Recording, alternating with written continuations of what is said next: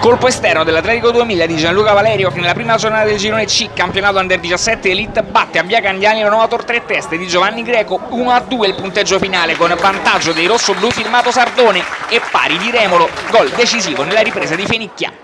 Prima occasione per i padroni di casa, con Metaue che all'11° di gioco si incunia in area di rigore, conclusione in diagonale che si perde di poco sul fondo. Atletico 2000 che risponde al 12° con Fenicchia da corner, il numero 18 giallo-nero, manca di poco l'incornata, poi l'azione si perde.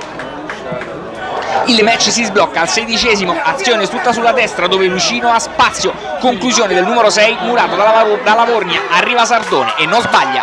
1-0 e Novator 3 teste che passa. Partita che non cambia comunque copione, e la mezz'ora l'Atletico 2000 è velenoso ancora con Fenicchia da rimessa laterale, destro al volo, alto sopra la traversa.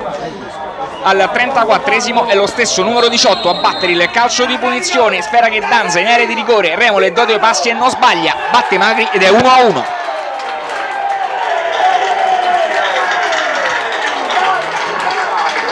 Finale di frazione con doppia occasione, una per parte. Prima è l'Atletico 2000 da calcio di punizione defilato a provare la conclusione, destro respinto da Magri. Dall'altro lato è Metaue, sempre da fermo, che con il destro lambisce il palo. Ad inizio ripresa subito Novator 3 teste, pericolosa da calcio d'angolo, batte ovviamente Metaue, Ciaramella di inserimento, trova pronto Lavorni alla presa bassa. Alla 21° punizione dalla distanza per l'Atletico 2000, lancio lungo, Magri in uscita e Fenicchia di testa anticipa tutti. 1-2 e ospiti che passano in vantaggio.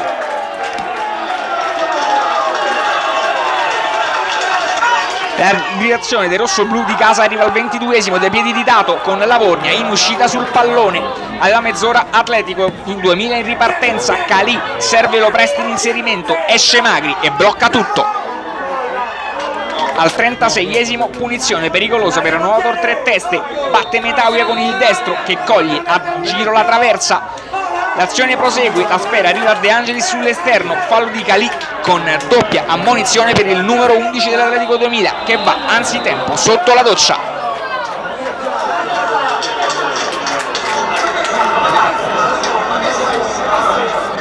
In superiorità numerica i padroni di casa tentano il tutto per tutto, prima lancio lungo di Ciaramella con Dileio di testa al 41°, poi cross da destra e colpo di testa dello stesso al 45°, palla in out. Infine De Angelis al secondo di recupero porta palla, la sfera arriva sulla destra con il cross all'interno dell'area di rigore per Boncori, colpo di testa parato facilmente da Lavornia. Il match si chiude dopo 6 di recupero, contropiede lanciato da Disora, destro debole parato da Magri, poi arriva il triplice fischio finale tra Novator 3 teste e Atletico 2000 è 1-2.